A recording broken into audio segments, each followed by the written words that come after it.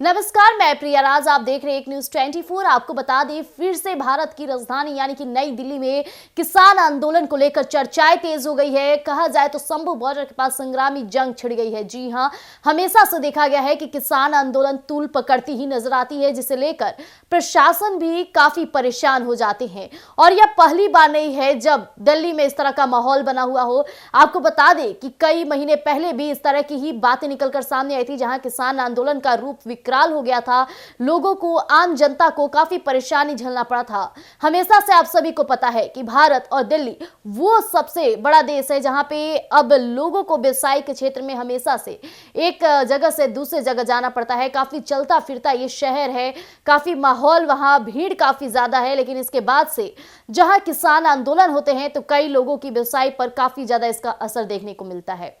तोड़फोड़ जैसे मामले भी सामने आते हैं। लेकिन अभी बता दें, अभी का माहौल दिल्ली का काफी गर्म हो चुका है। जहां प्रशासन उन्हें समझाने की कोशिश कर रही है तो वहां जवाब के तौर पे लाठियां चलनी शुरू हो जा रही है, जिसे लेकर प्रशासन भी अब सख्ती के साथ कार्रवाई करना शुरू कर दिए हैं। इसे लेकर चर्चाएं और तेज हो गई। तो सबसे पहले बिना वक्त को जाया किए सबसे पहले हम आपके समक्ष उन बातों को रखते हैं कि अभी दिल्ली का माहौल क्या है, किसान आंदोलन का नया रूप किस तरह आगे बढ़ रहा है।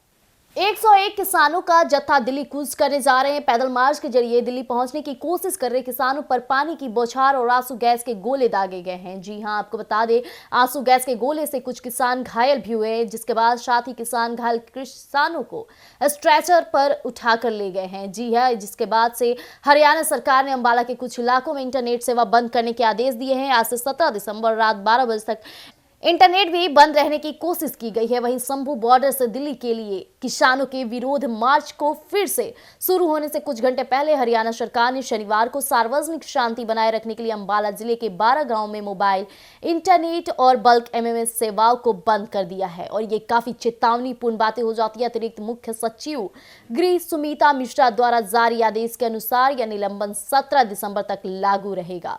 अब आदेश में क्या है, ये भी सबसे बड़ा सवाल है। तो आपको बता दें कि आदेश में कहा गया कि अतिरिक्त पुलिस महानिदेशक सीआईडी हरियाणा और डिप्टी कमिश्नर अंबाला द्वारा यह मेरे संज्ञान में लाया गया है कि कुछ किसान संगठनों द्वारा दिए गए दिल्ली कूच के अपील के मद्देनजर रखते हुए और अंबाला जिले के क्षेत्र में तनाव, आंदोलन, सार्वजनिक और निजी संपत्ति को नुकसान पहुंचाने, सार्वजनिक शांति और सौहार्द बिगाड़ने की आशंका है। उन्होंने कहा कि अंबाला के डंगे, देहरी और लेहगढ़ और मानकपुर, डडियाना, बारीघेल और छोटी घेल, लहारसा, कालू माजरा, देवीनगर और सदोपुर, सुल्तानपुर और काकरू गांव में मोबाइल इंटरनेट की निलंबित करने का आदेश शांति और सार्वजनिक व्यवस्था में किसी भी तरह की गड़बड़ी को रोकने के लिए जारी किया गया है।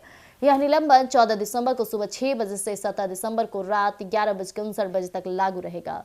उधर पहलवान बजरंग पूनिया का बयान भी सामने आया है। शंभू बॉर्डर रवाना होने से पहले बजरंग पूनिया ने वन नेशन वन इलेक्शन पर बोलते हुए कहा कि देश में अगर वन नेशन वन इलेक्शन की बात हो सकती है तो वन नेशन वन एमएसपी भी लागू होना चाहिए। बजरंग पूनिया ने कहा कि मैं पहले भी किसानों के साथ था, अब भी हूं और आगे भी किसानों के साथ खड़ा रहूंगा।